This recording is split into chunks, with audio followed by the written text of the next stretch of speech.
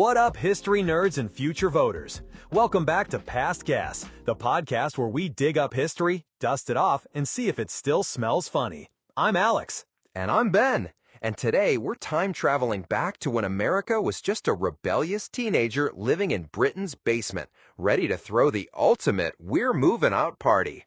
We're talking about the American Revolution. That's right, the era of powdered wigs, zero Wi-Fi, and some seriously strong opinions about tea and taxes.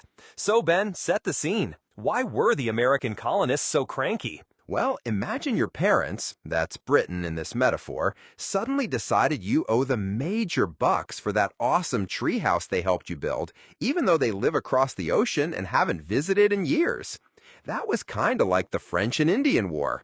Britain was broke after fighting it and looked at the colonies like a piggy bank. Ah, the classic pay-up buttercup move. And they did it with style. We're talking the Stamp Act, the Townshend Acts. Basically, if you could stick a tax on it, they did.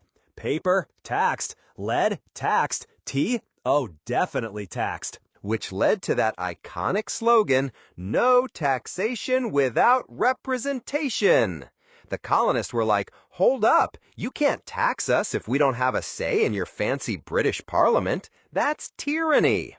And tyranny, cruel and oppressive government rule. Things got messy. You had the Boston Massacre, which was less a massacre and more a bad day at the office with muskets, and then the Boston Tea Party, where colonists, dressed kinda like a questionable high school mascot, decided to give Boston Harbor the world's biggest tea infusion.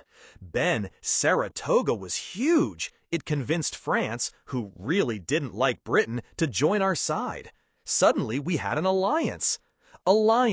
A union formed for mutual benefit, especially between countries.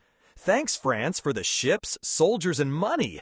It all leads to the grand finale at Yorktown in 1781. Alex, Cornwallis, the British general, gets trapped on a peninsula. Washington's army and the French Navy corner him. It's like the ultimate pincer move. Cornwallis surrenders, and the world is shook. The underdogs won. Ben, the war officially ended with the Treaty of Paris in 1783. Treaty of Paris, the agreement signed by British and American leaders that stated the United States of America was a free and independent country.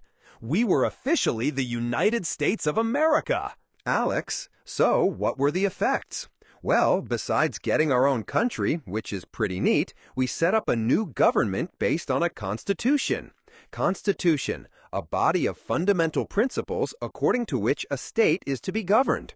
It created a republic and inspired revolutions all over the world. Ben, but let's be real, it wasn't a perfect ending for everyone. The promises of life, liberty, and the pursuit of happiness didn't exactly apply to enslaved people, Native Americans, or women.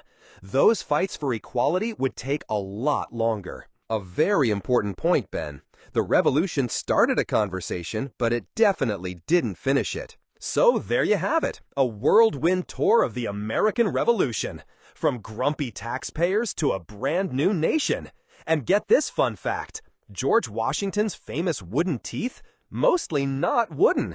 They were made of things like ivory, gold, and even other people's teeth. Ew!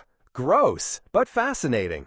That's all the time we have for today on Past Gas.